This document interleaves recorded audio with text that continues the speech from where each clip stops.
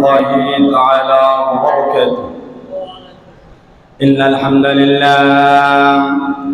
الحمد لله نحمده ونستعينه ونستغفره ونؤمن به ونتوكل عليه ونعوذ بالله من شرور أنفسنا ومن سيئات أعمالنا. من يهده الله فلا مضل له ومن يضلله فلا هادي له، ونشهد أن لا إله إلا الله وحده لا شريك له، ونشهد أن سيدنا وسندنا وحبيبنا وشفيعنا ومولانا محمد الذي أرسله الله بالحق بشيرا ونذيرا وداعيا إلى الله بإذنه وسراجا منيرا. فقد قال الله تعالى عز وجل في شأن حبيبه ومحبوبه ومعشوقه آمرا ومخبرا: إن الله وملائكته يصلون على النبي يا أيها الذين آمنوا صلوا عليه وسلموا تسليما. اللهم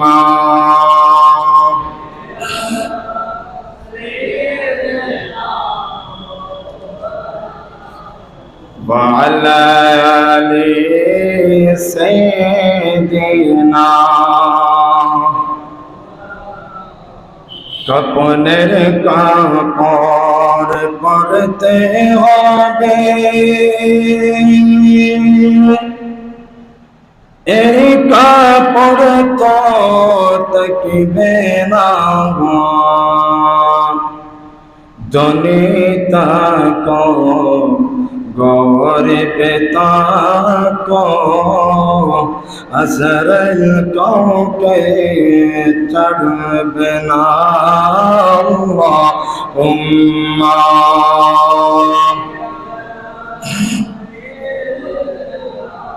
মাওলানা মুহাম্মদ ওয়ালা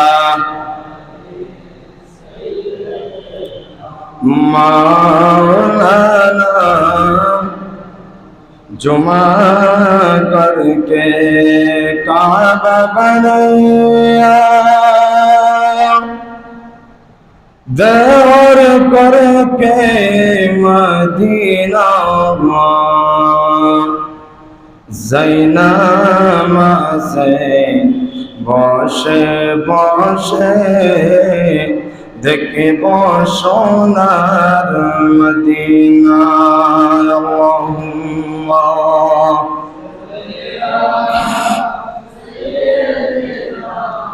मौलाना मुहम्मद व अला आलिहि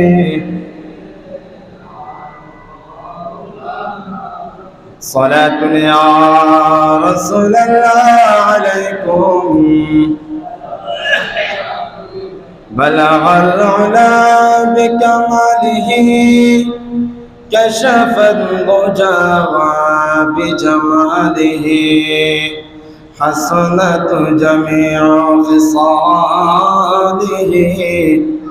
صلوا عليه وآله. لا إله لا إله لا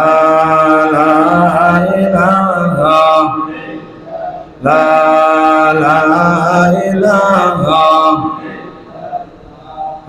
লা ইলাহা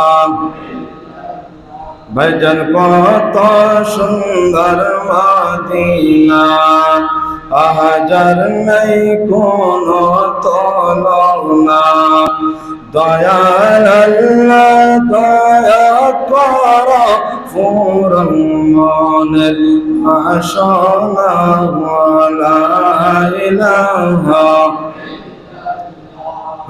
লা ইলাহা لا إله إلا الله محمد رسول الله صلى الله تعالى عليه وسلم أعوذ بالله من الشيطان الرجيم ببركة وبفضل بسم الله الرحمن الرحيم الذين يأكلون الربا لا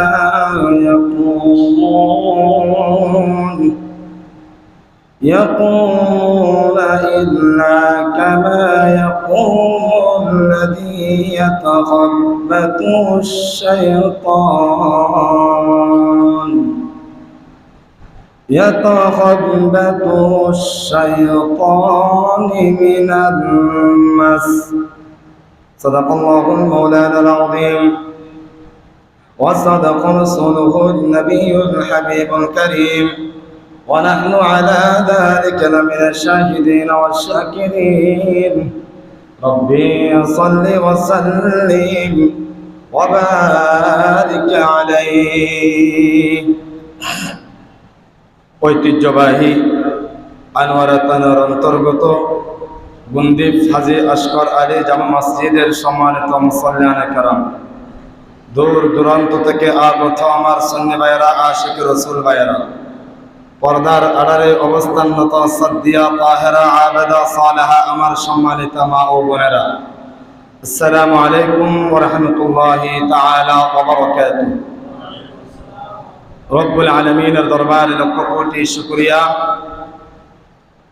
যে রব্বুল আলামিন দয়া করে মায়া করে অত্যন্ত ভালোবেসে পৃথিবীর সর্বশ্রেষ্ঠ জায়গা আল্লাহর ঘর মসজিদে আসার বসার ইবাদত বান্দাগি করার, বিশেষ করে মাহে শাওয়াল শরীফের পঞ্চম জুমায় আমাকে আপনাদেরকে আগেভাগে মসজিদে আসার যে তৌফিক দান করেছেন, সেই শুকরিয়া আদায়ের লক্ষ্যে মহাব্বতের আওয়াজে, ঈমানি আওয়াজে, হুসাইনি কণ্ঠে হৃদয়ের সবটুকু ভালোবাসা উজাড় করে দিই, সিংহের মতো গর্জন দিয়ে উচ্চ আওয়াজে বলি আলহামদুলিল্লাহ। সাথে সাথে লক্ষ কোটি দুরূদ সালাম উম্মতের কান্ডারি নবী, মায়ার নবী, হাউজে কাউসারের মালিক নবী, আফতাব নবুয়ত, শাহিনশাহ রিসালাত, শামসুদ দুহা, বদরুদ দুজা, সদরুল উলা, কাহফিল ওয়ারা, নূরুল ওয়ারা, আতা মুহাম্মাদুর রাসূলুল্লাহ সাল্লাল্লাহু আলাইহি ওয়াসাল্লামের নূরানি কদম মুবারকে সালাত ও সালাম পেশ করেছে। রব্বে করিম যাতে আমাদের সালাত ও সালামের হাদিয়ানা কবুল করেন, সকলে বলে আমিন। সম্মানিত মুআজ্জাজ মুহতারাম, প্রতি জুমার ধারাবাহিক কথার ন্যায় আজ আপনাদের জন্য বিষয় নির্ধারণ করেছি কোরআন ও হাদিসের আলোকে সুদের ভয়াবহ বর্ণনা। সুদ খেলে দুনিয়াতে কেমন লাঞ্ছনা, কিয়ামতের ময়দানে কেমন লাঞ্ছনা শিকার হতে হবে, কোরআন ও হাদিস থেকে আলোচনা করব। আলোচনা শুনে সর্বপ্রথম আমাকে আপনাদেরকে বাস্তব জীবনে, পারিবারিক জীবনে, রাষ্ট্রীয় জীবনে, সামাজিক জীবনে আমল করার তৌফিক দান করুক, আমিন। সম্মানিত ভাইয়েরা, সুদ এমন এক জিনিস যে সুদের কারণে মানুষ দিন দিন দুর্বল হয়ে যায়, সুন্দর সমাজ অসুন্দর হয়ে যায়, সুন্দর জীবন অসুন্দর হয়ে যায়, ইমানদার বেঈমান হয়ে যায়। এমন একটি মারাত্মক রূপ আল্লাহর প্যারা রাসূল বলেন, কিয়ামতের পূর্বে মুহূর্তে আমার উম্মতের মধ্যে সুদের কাজ কারবার প্রচলন বেড়ে যাবে। উম্মত মনে করবা এটা কিয়ামতের বড় বড় আলামতের মধ্যে অন্যতম একটি আলামত। এটা যদি সমাজে প্রচলন দেখা যায়, মনে করবা কিয়ামত একেবারে সন্নিকটে চলে এসেছে। বর্তমান সমাজ, বর্তমান সময় সেটা সুদের উপর নিমজ্জিত। সুদের সাথে কারণে অকারণে যে কোনো ভয়ে মানুষ সম্পর্কের মধ্যে জড়িত। আজকে আমরা সে সম্পর্কে কোরআনের মধ্যে কি বলেছেন আল্লাহ, হাদিসে রাসূল সাল্লাল্লাহু আলাইহি ওয়াসাল্লাম নবুয়তের জবানে কি এলান করেছেন, সেটাই সম্পর্কে আমরা সরাসরি কালাম মাজিদ থেকে আমরা আজকে জানবো ইনশাআল্লাহ। আল্লাহ রাব্বুল আলামিন কালামে মাজিদে কত চমৎকার ভাষায় বলেন, আল্লাযীনা ইয়াকুলুনা আর-রিবা লা ইয়াকুমুনা ইল্লা কামা ইয়াকুমুল লাযী ইয়াতাখাব্বাতুহু আশ-শাইতানু মিনাল মাস। আল্লাহ বলেন, বান্দা সুদ এমন একটা জিনিস, সুদের ব্যাপারে আমি আল্লাহ ঘোষণা দিলাম। ও বান্দা ভালোভাবে শোনো তোমরা, যে দুনিয়ার লোভে পড়ে, সম্পদের লোভে পড়ে, দুনিয়ার সন্তান ধন দৌলতের লোভে পড়ে যারা সুদ খাচ্ছ, এই সমস্ত ব্যক্তিরা কিয়ামতের ময়দানে লাঞ্ছন অবস্থায় উঠবে। তারা পাগল অবস্থায় কিয়ামতের ময়দানে আল্লাহ তাদেরকে তুলবে। এই সম্পর্কে কত সুন্দর করে আল্লাহ রাব্বুল আলামিন বলেন, আল্লাযীনা ইয়াকুলুনা আর-রিবা লা ইয়াকুমুন, আল্লাযীনা ইয়াকুলুনা আর-রিবা লা ইয়াকুমুন, যারা সুদ খায় তারা কিয়ামতের দিন সেই ব্যক্তির মতো দাঁড়াবে। কোন ব্যক্তির মতো? ইল্লা কামা ইয়াকুমুল লাযী ইয়াতাখাব্বাতুহু আশ-শাইতানু মিনাল মাস। সুদের কাজটা বার খাওয়ার কারণে একজন শয়তান ওই বন্ধুর সাজে, বন্ধুর মধ্যে ওই কলবের মধ্যে ঢুকে ওই ব্যক্তিকে এক নম্বরে পাগল বানায় ফেলবে।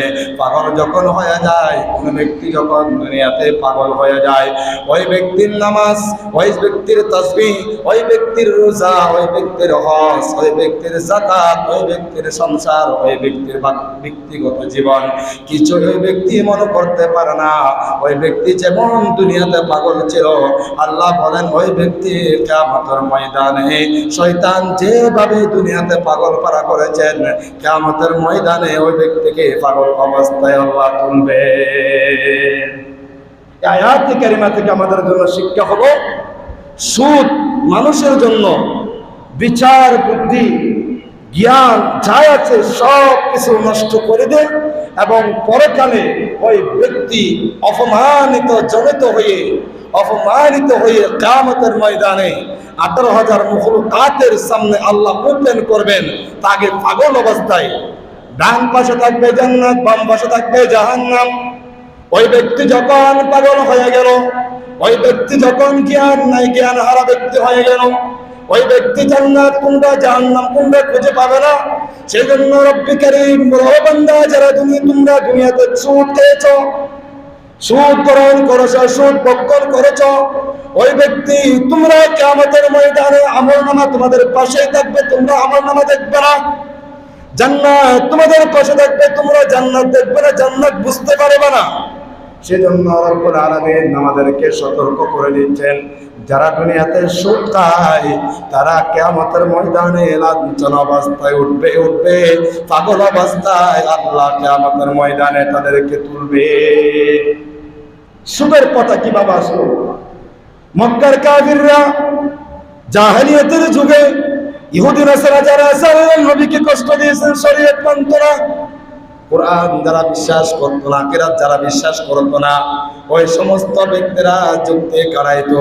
ব্যবসা যেভাবে হালাল, ব্যবসার মাধ্যমে মানুষ যেভাবে লাভবান হয়, আমরা সুদের মাধ্যমে সেভাবে লাভবান হয়। সেজন্য রব্বুল আলামিন বলেন, ব্যবসা ও সুদের মধ্যে অনেক পার্থক্য রয়েছে। ও বান্দা, ব্যবসাকে সুদের মধ্যে মিলাইতে পারবে না, সুদকে ব্যবসার মধ্যে মিলাইতে পারবে না। সেজন্য রব্বুল আলামিন কত সুন্দর ভাষায় বলেন, যালিকা বিআন্নাহুম ক্বালু إنما البيع مثل الربا وأحل الله البيع وحرم الربا। মক্কার কাফিররা বলতো ব্যবসা তো সুদের মতোই, অথচ আমরা আল্লাহকে ব্যবসা করি, আল্লাহর সাথে আমরা ব্যবসা করি, সুদ করি না। অথচ আল্লাহ বলেন মা আল্লাহুল বায়া, ও বান্দা আমি আল্লাহ তোমাদের জন্য ব্যবসাকে হালাল করেছি, ওয়া হারামার রিবা, সুদকে হারাম করেছি। কারণ ব্যবসা যখন তুমি করবা, কোন ব্যক্তির যদি এখতিয়ার থাকে, আমার মন চাইলে করই করব, মন না চাইলে করই করব না। একজন ব্যক্তি যখন অভাবের মধ্যে পড়ে যায়, কষ্টের মধ্যে পড়ে যায়, খেতে পারে না, চলতে পারে না, ফিরতে পারে না, এই মুহূর্তে ওই ব্যক্তি সর্বশেষ সুদের আশ্রয় নেয়। আশ্রয় যখন সুদের আশ্রয় যখন নিয়ে নেয়, সুদ যখন নিয়ে নিয়েছে, দিন যাচ্ছে, সপ্তাহ যাচ্ছে, মাস যাচ্ছে, বছর যাচ্ছে, কিন্তু দিনের বেলায় দিন চলে যাচ্ছে, কিন্তু সুদের টাকা কমতি নাই, সুদের টাকা বাড়তেছে। আল্লাহ সেই জন্য বলেন ও বান্দা, ব্যবসা এবং সুদকে এক সমান করতে পারবে না। ব্যবসা আমি আল্লাহ হালাল করে দিয়েছি, সুদকে তোমাদের জন্য হারাম করে দিয়েছি। তোমরা ব্যবসা করবা, আমি আল্লাহ কুদরতিভাবে তোমাদের ব্যবসায় বরকত দান করব। আর যারা ব্যবসার পরিবর্তে সুদ খায়, রিবার ব্যবসা করে, সুদের ব্যবসা করে, সুদ প্রচলন করে, ওই ব্যক্তির জন্য দুনিয়াতে লাঞ্ছনা, কবরত লাঞ্ছনা, কিয়ামতের ময়দানে ওই ব্যক্তির জন্য লাঞ্ছনা। সুদের ব্যাপারে সতর্ক আমাদের থাকতে হবে। তৃতীয় নম্বর পয়েন্ট হলো সুদ বর্জনকারীদের তওবার সুযোগ আছে কিনা। জীবনে অনেকবার তওবা করে নাই, অনেকবার সুদ খেয়েছে, সুদ গ্রহণ করেছে, সুদ দিয়েছে, সুদের মধ্যে সাক্ষী হয়েছে। ওই ব্যক্তি শেষ সময়ে এসে হুজুরদের ওয়াজ শুনে, কোরআন হাদিস পড়ে সুদের ব্যবসা বন্ধ করে দিয়েছে। হুজুর আগেরকার সুদ যে খাইলাম, ওইটার সম্পর্কে আল্লাহ আমাকে ক্ষমা করবে কিনা, এটা যদি প্রশ্ন জাগে, আল্লাহ বলেন ও বান্দা, আমি হলাম ইন্নাল্লাহ গফুরুর রহিম। আমি আল্লাহর শান হলো ক্ষমা করে দেওয়া, আমি আল্লাহর শান হলো সত্তার। কিয়ামতের ময়দানে বান্দার দোষ গোপন করার কাজ হলো আমি আল্লাহর।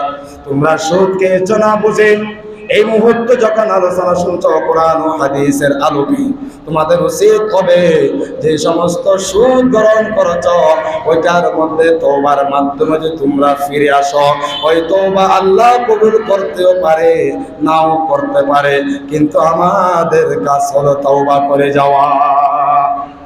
আরো বড় করে বলে, সুদ খাওয়ার পরে মসজিদের প্রথম কাতারের মুসল্লি দাবি করে ব্যক্তি বড় আওয়াজ দিয়ে কথা বলে, আমি সুদ খেয়েছি, কি হয়েছে?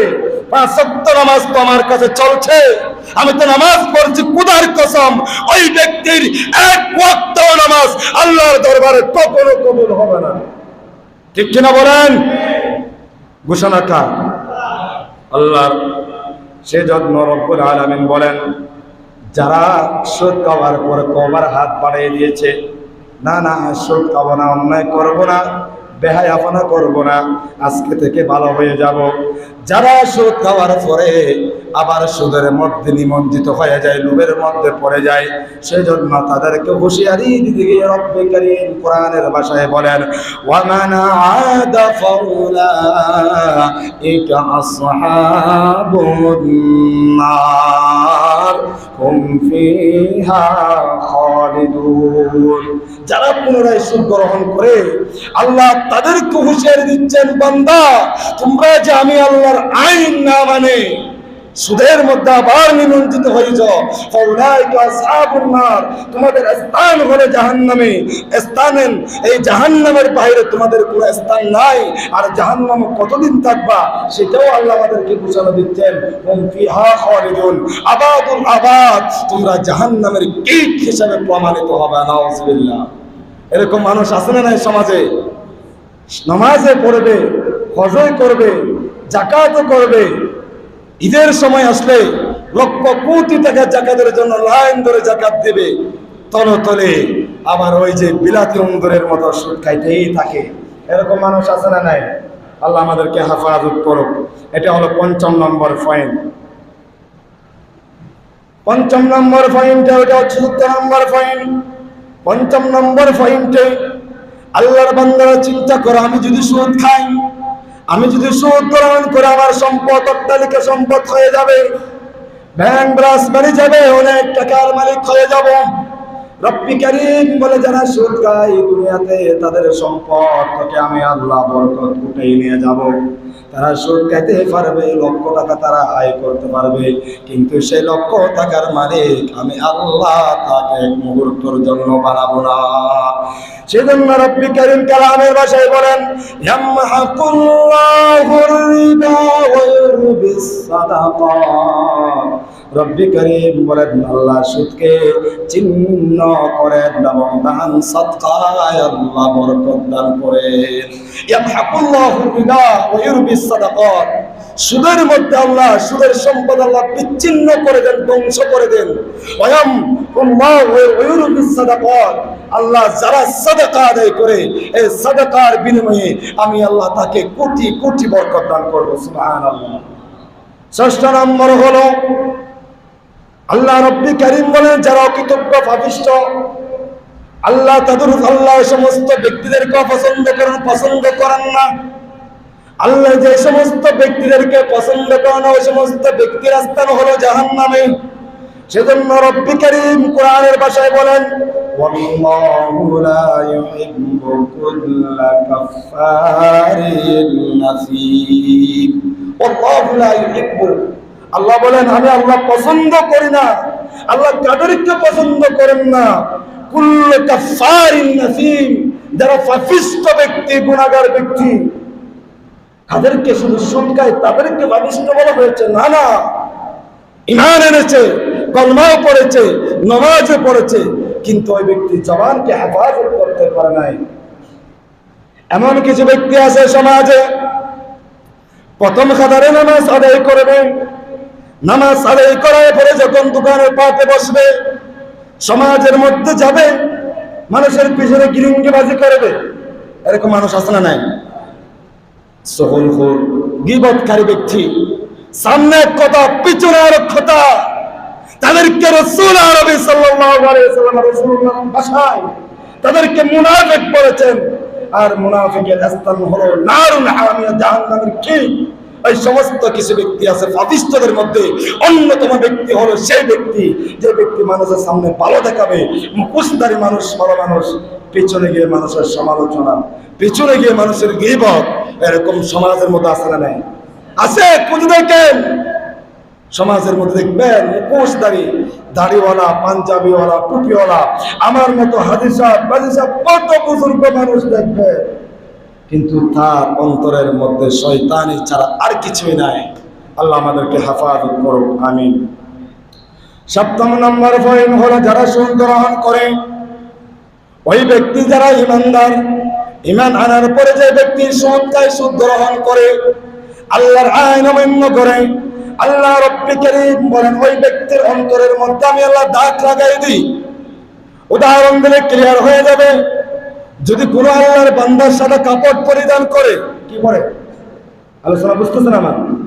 সাদা কাপড় যদি কোনো আল্লাহর বান্দা পরিধান করে, ওই সাদা কাপড়ের মধ্যে যেভাবে একটা দাগ লেগে গেলে ওই দাগটা স্পষ্টভাবে মানুষ দেখতে পায়, আল্লাহ রব্বি কারীম যারা ঈমান আনার পরে, ঈমানদার দাবি করার পরে যারা সুদ গ্রহণ করে, তাদের নিয়ামত নামক যে কলব নামক নিয়ামত আছে, ওই নিয়ামতের মধ্যে একটি দাগ লেগে যায়।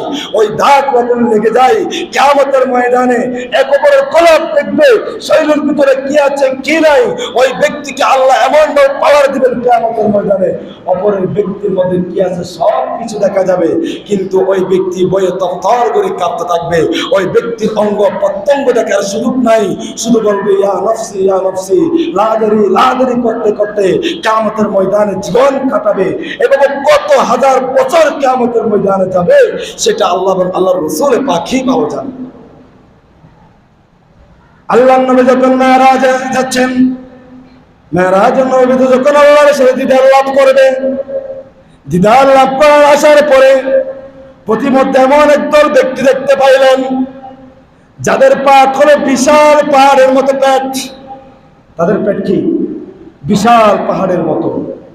দেখার পরে ওই সমস্ত ব্যক্তির পেটের ভিতরে বড় বড় সাপ, বিষাক্ত সাপ হাউমাউ করে চিৎকার করছে। যে দর্শন করছে, আঘাত করছে, ও ব্যক্তি চিৎকার দিচ্ছে, আল্লাহকে ডাকছে, বিশাল পেট বাহির থেকে দেখা যাচ্ছে। আল্লাহ রাসূল জিবরাইলকে প্রশ্ন করলো, ভাই জিবরাইল এরা কারা? জিবরাইল বললেন, ইয়া রাসূলুল্লাহ, ইয়া হাবিবাল্লাহ, তো সমস্ত আপনার উম্মত, আপনার উপর কলমা পড়ে ঈমান এনেছে, নামাজ পড়েছে, হজ করেছে, যাকাত করেছে, সব কিছু করেছে, কিন্তু তারা ভিতরে ভিতরে সুদ খাইত। মানুষকে 1 টাকা দিয়ে 2 টাকা নিত, 10 টাকা দিয়ে 11 টাকা নিত। ওই সমস্ত ব্যক্তিরা যারা সুদ খাইত তাদের এই অবস্থা। ওই ব্যক্তি যখন দাঁড়ানোর জন্য চাইতো, দাঁড়ানো থেকে অবস্থা পড়ে যাইতো, পড়ে যাওয়ার পর আবার উড়ে যাইতো, আবার দুপাট হয়ে যাইতো। ওই ব্যক্তিকে এমন ভাবে আঘাত করেছে, আল্লাহ নবী চিন্তায় পড়ে গেলেন। আল্লাহ নবী বললেন, ও ভাই জিবরাইল, এদেরকে রক্ষা করার কোনো উপায় আছে কিনা? আমার নবীকে বললেন, ইয়া রাসূলুল্লাহ, আপনার উম্মতের মধ্যে যদি কোনো কারণে অকারণে যদি কোনো আল্লাহর বান্দা সুদ খেয়ে থাকে, যদি ওই ব্যক্তি যদি আল্লাহর কাছে তওবার হাত বাড়িয়ে দেয়, আমার আল্লাহ দয়া করে ওই ব্যক্তির গুনাহ ক্ষমা করে দিতে পারে। তওবা করার দরকার আছে না নাই? সুদ খাইলাম, আরো বলা বড়, সমাজে কথার কোনো শেষ নাই। সেজন্য প্রিয় ভাইয়েরা, সুদ থেকে আমাদেরকে আমাদের ঈমান আকীদাকে অনেক দূরে রাখতে হবে। 8 নম্বর পয়েন্ট হলো আল্লাহ ও তার রাসূলের বিরুদ্ধে যুদ্ধের ঘোষণার হুমকি। যে ব্যক্তি সুদ খায় দুনিয়াতে, ওই ব্যক্তির বিরুদ্ধে আল্লাহর রাসূল বলেন, সুদ খায় নাই ওই ব্যক্তি আমার আল্লাহ এবং আমি রাসূলের বিরুদ্ধে যুদ্ধ ঘোষণা করার মতো।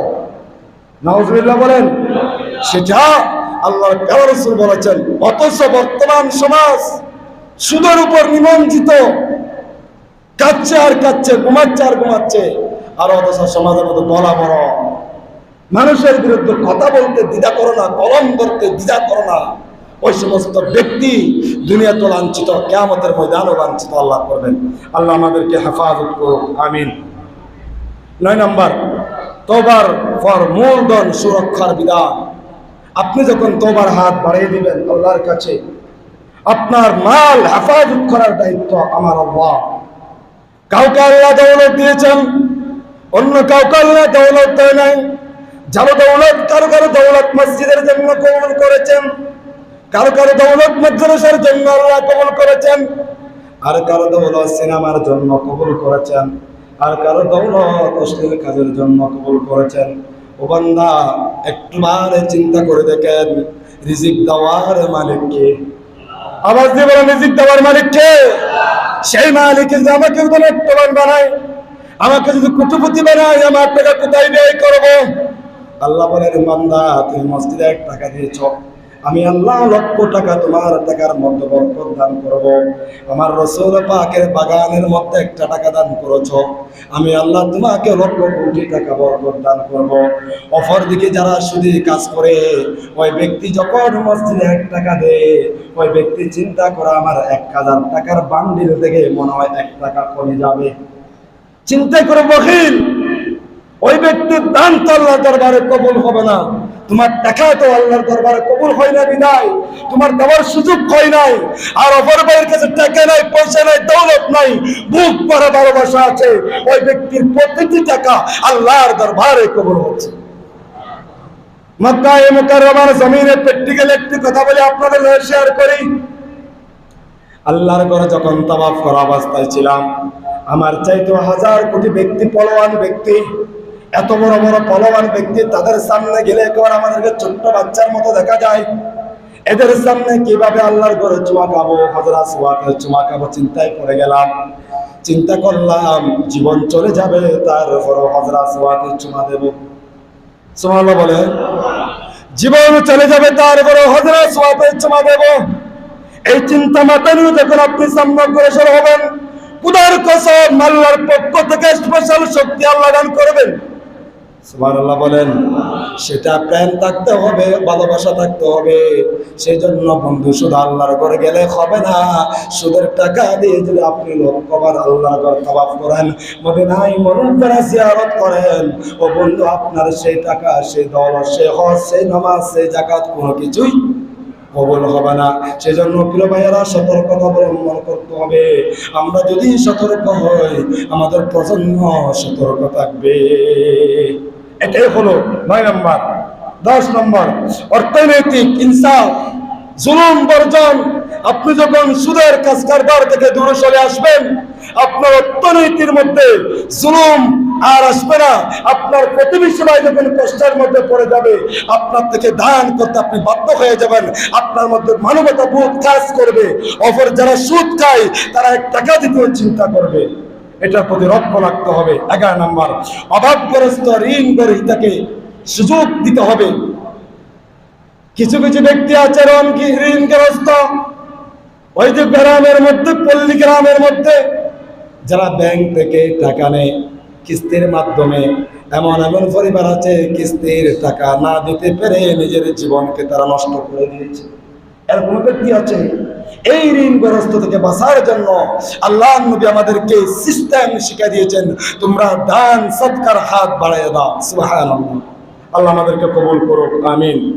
আর যারা ঋণ সাদাকা, কোন ব্যক্তিকে, ঋণগ্রস্ত ব্যক্তিকে আল্লাহর ওয়াস্তে যদি তাকে সময় দেয়, আল্লাহ বলেন তাকে 1 টাকা দান করলে যতটুকু সওয়াব, কোটি টাকার দানের সাদাকার সওয়াব আমি আল্লাহ তার আমলনামায় দান করব। সুবহানাল্লাহ।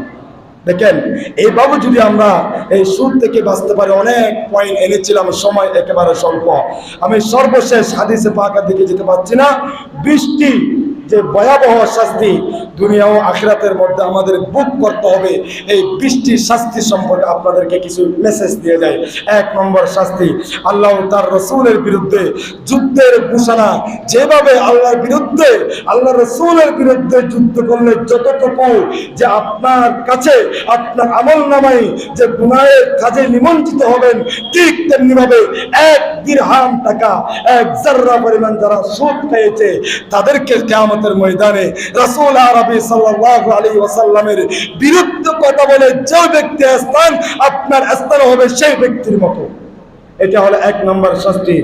2 নম্বর শাস্তি হলো কিয়ামতের ময়দানে শয়তান যেভাবে পাগল অবস্থায় দুনিয়াতে রেখেছে, ওই ব্যক্তি কিয়ামতের ময়দানে আল্লাহ তাকে তুলবেন পাগল অবস্থায়, জান্নাত তাকে দিয়ে দিবে, জান্নাত চিনবে না, জান্নাতে যাওয়ার মতো তার সুযোগ হবে না, পাগল অবস্থায় আল্লাহ তাকে তুলবে। 3 নম্বর হলো শাস্তি, যারা সুদ খায় চিরস্থায়ী জাহান্নামের শাস্তি ভোগ করতে হবে ওই ব্যক্তি থেকে। 4th নম্বর হলো নাজগুলো কথা বলতে, এই হাদিস মুবারকা যেই মুহূর্তে আমি শুনলাম, বললাম, প্রতিটি পশম খাড়া হয়ে গিয়েছে। নিজের মায়ের সাথে যেই মা 10 মাস 10 দিন গর্ভে ধারণ করে আমাকে আপনাকে দুনিয়ার ভূখণ্ডটা পৃথিবী নামক নিয়ামত দেখাইছেন, ওই মায়ের সাথে জানা করার সমান বলেছেন আল্লাহর প্রিয় রাসূল। নাউযুবিল্লাহ। এটা হলো সর্বশেষ অপরাধ সুদের। এটা 4 নম্বর। 5 নম্বর, যে ব্যক্তি সুদ খায় ওই ব্যক্তির কিয়ামতের ময়দানে রক্তর উপরে, যে ব্লাডের উপরে সাঁতার কাটবে, ওই ব্যক্তি রক্তের উপরে সাঁতার কাটবে। পানি যদি পান করতে চায়, ওই ব্যক্তির সামনে এনে দেওয়া হবে রক্ত। নাউযুবিল্লাহ। এটা হলো ভয়াবহ এই যে সুদের কাজ কারবার। 6 নম্বর হলো ওই ব্যক্তি কিয়ামতের ময়দানে আল্লাহ হাজার হাজার মানুষের সামনে পাথর নিক্ষেপ করে, আর ফাতের ময়দানে যেভাবে শয়তানকে হাজির সাহেবরা পাথর নিক্ষেপ করে, ওই ব্যক্তিকে কিয়ামতের ময়দানে আল্লাহর নূরানি জগতের ফেরেশতারা পাথর নিক্ষেপ করে করে আঘাত করবে যারা দুনিয়াতে সুদ খেয়েছে। এটা হলো 6 নম্বর শাস্তি। 7 নম্বর শাস্তি হলো পেটের ভিতরে 20 দর সাপ থাকবে। ওই ব্যক্তি যখন মারা যাবে, কিয়ামতের ময়দানে যখন তুলবে, মন্দির হাজী আসকর আলী জামা মসজিদের মধ্যে বসে প্রথম কাতারে নামাজ আদায় করেছে, ওই ব্যক্তির পেটে যখন বিষাক্ত সাপ দেখবে, অন্যান্য ভাই বন্ধুরা যখন প্রশ্ন করবে, আল্লাহ, ওই ব্যক্তিটা আমাদের প্রথম কাতারের মুসল্লি ছিল, আজকে তার এই অবস্থা কেন? তখন আল্লাহর পক্ষ থেকে গাইবে আওয়াজ আসবে, ওবে আল্লাহর বান্দা, ওই ব্যক্তি দুনিয়াকে দেখানোর জন্য নামাজ আদায় করেছে, তলে তলে সুদের কাজ কারবার করেছে। তাদের পেটের মধ্যে সাপ, বিষাক্ত সাপ দেখা যাবে। 8 নম্বর শিক্ষা হলো আল্লাহর পক্ষ থেকে বিশেষ লানত। ওই ব্যক্তি আজকে সুদ খেয়েছে, তার পূর্বপুরুষ যারা আসবে, ভবিষ্যৎ প্রজন্ম, আজ হোক বা কাল হোক, অভাবের মধ্যে পড়বে, লাঞ্ছনার শিকার সমাজের মধ্যে তারাই হবে। এটাই সুদের বড় শিক্ষা। 9 নম্বর শিক্ষা হলো যে শাস্তি আল্লাহ দিবেন, উপার্জনের মধ্যে বরকত আল্লাহ চিরতরে বিরক্ত করে দিবেন। যে সুদের মাধ্যমে লক্ষ টাকা আয় করে কিন্তু পরিবারের কাছে ওই ব্যক্তির এক মুহূর্তের জন্য দাম নাই, বরকত নাই, টেনশন আর টেনশন, বরকত আল্লাহ অটোমেটিকলি তুলে দিবেন। 10 নম্বর আল্লাহর দরবারে সেই ব্যক্তির দোয়া কবুল হবে না। যতই নামাজ পড়তে তোমার কপালকে কালো করো, তুমি যত মসজিদের কমিটি হও, ভাই মসজিদের সভাপতি হয়েছে, তুমি সেক্রেটারি হয়েছে, কমিটিও হয়েছে, এটা কি বড় একটা তাকাব্বুরের বিষয়, অহংকারের বিষয়? সেটা আল্লাহ আপনাকে সুযোগ দিয়েছে। যে ব্যক্তি হোক মসজিদের মধ্যে বসে যদি অন্যায় করে, খোদার কসম এই ফারুক যতদিন আছে ততদিন আঙ্গুল তুলে ওই ব্যক্তিকে প্রতিবাদ করে যাবে ইনশাআল্লাহ। আমার চাকরি থাক আর নাই থাক সেটাকে তাওয়াক্কুল করা দরকার নাই। আমার রিজিক আল্লাহু খায়রুর রাযিকিন, আমার রিজিক আল্লাহর কাছে। যে কোনো একজন খতিব যদি মসজিদের সভাপতিকে সালাম সিলিউট জানাই, সেক্রেটারিকে সিলিউট জানাই, মসজিদ কমিটিকে বই করে যদি হক কথা বলতে না পারে, শরীয়তের ফয়সালা হলো ওই ব্যক্তির জন্য মিম্বরে বসে আলোচনা করার কোনো সুযোগ নেই। এখন মসজিদ কমিটি দাবি করবা, ওইদিকে হাইয়া আলাল সালাহ হয়েছে, হাইয়া আলাল ফালাহ হয়েছে, নামাজ শুরু হয়েছে, তুমি নামাজ না পড়ে দুনিয়ার জন্য পাগল? তোমাকে কে বলেছে মসজিদ কমিটিতে আসতে? হাজার মসজিদে বাইতুল্লাহ, এটা আল্লাহর ঘর, এটা দুনিয়াবি রাজনীতির কোনো গান নয়। মসজিদ মাদ্রাসা দিয়ে হুঁশিয়ার করে বলি ভাই বন্ধুগণ, ভাই ব্রাদার, আপনাদেরকে এই মসজিদ মাদ্রাসা নিয়ে যারা রাজনীতি করবে, খোদার কসম আজ হোক বা কাল হোক বিপদের মধ্যে পড়েই যাবে নিঃসন্দেহভাবে। সেজন্য প্রিয় ভাইয়ারা, যারা মসজিদ কমিটিতে আছেন, আল্লাহর ওয়াস্তে আপনাদের 2 কদমে হাত রেখে বলবো, 5 ওয়াক্ত নামাজ যদি পড়তে না পারেন মসজিদ কমিটি থেকে বিদায় নেন। তাদেরকে আমি মেসেজ দিব সেটাই, মসজিদের দায়িত্ব নিলেন, হক আদায় করবেন না, সেটা আপনি কোথায় পেয়েছেন? অন্তত পক্ষে আজকের তারিখ পর্যন্ত আমার পরিচালনা পরিষদ ঠিক আছে। আল্লাহ আমার ভাইদেরকে কবুল করুক, আমিন। আবার ফান নদী আর কমিটি যদি মানুষ ন কথা খেয়াল রাখিবেন, যতদিন আপনার আল্লাহ আমাকে কেন রাখায় আমি ততদিন হক কথা বলে যাব। আল্লাহ আমাদেরকে কবুল করুক, আমিন। 11 নম্বর ইবাদত। অনেকে বলবে দান খাওয়ার পরে, সুদ খাওয়ার পরে নামাজ পড়বে, হজ করবে, যাকাত দিবে, সব কিছু করবে। আল্লাহ বলেন এক মুহূর্তের জন্য ওই ব্যক্তির ইবাদত আমি আল্লাহ কখনো কবুল করব না। এটা 11 নম্বর। 12 নম্বর হলো 36 বার 36 বার যদি কোন আল্লাহর বান্দা বেবিচারী নারীর সাথে জানার কাজে লিপ্ত হয়, ওই 36 বার ওই ব্যক্তির জানাকারীর চাইতেও ভয়ঙ্কর হচ্ছে 1 দিরহাম 1 জররা পরিমাণ সুদ খাওয়া। নাউজুবিল্লাহ বলেন। এটা হলো 11 নম্বর। 12 নম্বর সেটা 36 বার যে নারীর সাথে জানা করলে যে শাস্তি, তার চাইতে ভয়ঙ্কর শাস্তি। 13 নম্বর হলো জান্নাত। এত সহজ, জান্নাতে যাবা? বুন্দিপাড়া সভাপতি হয়ে আমি জান্নাতে যাব? নানার বাড়ির খেলা না রে ভাই, এটা মসজিদ। দায়িত্ব যথাযথ পালন করুন। দায়িত্ব পালন করতে না পারলে মসজিদে আসা দরকার নাই। আল্লাহর ওলিরা বলেন, আমার গৌস পাক শাহিন সাহেব বাগদাদ বলেন, আমি একজন মুরিদ নিয়ে কিয়ামতের ময়দানে আল্লাহ এবং আল্লাহ রাসূলের সামনে দাঁড়াবো। হ্যাঁ, আমার সভাপতি যদি ভালো হয়, সেক্রেটারি যদি ভালো হয়, সমাজ ভালো থাকবে, মসজিদ ভালো থাকবে। আমি বলবো তাদেরকে আগে আপনারা ভালো হন, সমাজ একেবারে ঠান্ডা শীতল হয়ে যাবে। আলহামদুলিল্লাহ আজকের তারিখ পর্যন্ত ভালো আছে, আল্লাহ তাদেরকে আরো ভালো রাখুক। এটা হলো 13 নম্বর। 14 নম্বর, দুনিয়াতে দুর্ভিক্ষ মহামারী বর্তমান চলছে, খেতে ভাত পাচ্ছে না, বিদ্যুৎ নাই। এটা সরকারি দোষ নয়, সেটা আমাদের কৃতকর্মের দোষ। আমরা সুদের কাজ কারবার বেড়ে দিয়েছি। দুর্ভিক্ষ নেমে আসবে, মহামারী নেমে আসবে, নতুন নতুন রূপ দেখা দেবে। এটা হলো 14 নম্বর। 15 নম্বর, মৃত্যুর পর কবরে কিয়ামত পর্যন্ত কঠিন শাস্তি ভোগ করতে হবে। এটা 15 নম্বর শাস্তি। 16 নম্বর শাস্তি হলো কিয়ামতের দিন আল্লাহ আমলনামা ওই ব্যক্তির ডান হাতে দান করবেন না। 17 নম্বর, পারিবারিক অশান্তি আর অশান্তির মধ্যে থাকবে, কোনো কিছুই সফল হবে না। 18 নম্বর, শেষ বয়সে ওই ব্যক্তি একটা ছোট্ট বাচ্চার কাছে লাঞ্ছনা হয়ে দুনিয়া থেকে মৃত্যুবরণ করবে। 19 নম্বর, আত্মিক অশান্তি, ওই যে তার হৃদয়ের শান্তিটুকুন আল্লাহ রব্বি করিম কেড়ে নেবে। 20 নম্বর হলো ওই ব্যক্তির জন্য সর্বশেষ শাস্তি, মুমিনের তালিকা থেকে ওই ব্যক্তির নাম মুছে দেওয়া হবে। নাউজুবিল্লাহ। আল্লাহ সুবহানাহু ওয়া তাআলা আমাদেরকে এই সুদের ভয়াবহ থেকে আল্লাহ আমাদেরকে কবুল করুক, আমিন। আল্লাহ আমাদেরকে হেফাজত করুক, জোরে বলি, আরে জোরে বলি। আরেকটা বিষয় গুরুত্বপূর্ণ, নামাজে পড়ে সব কিছু করে দোকানে পাটে বসে বসে সমালোচনা, এত কথা বলার পরেও এই জবানকে হেফাজত করতে পারে না। হায়রে ভাই, আপনি যে সমালোচনা করছেন আপনার নামাজ কি হচ্ছে? এটা একটু চিন্তা করুন, এটার প্রতি একটু নজর দেন।